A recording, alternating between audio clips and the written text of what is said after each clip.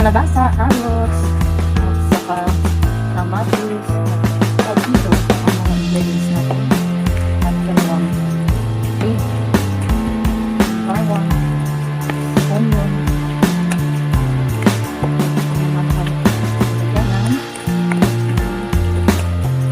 curry.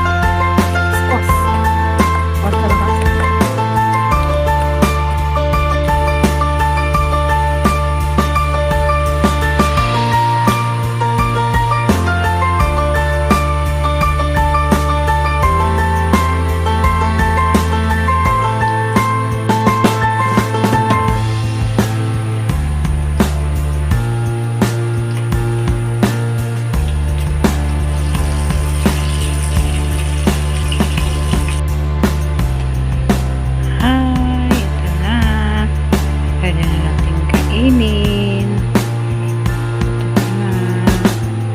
Na-drain ko na lang para drain yung oil. Thank you for watching. God bless.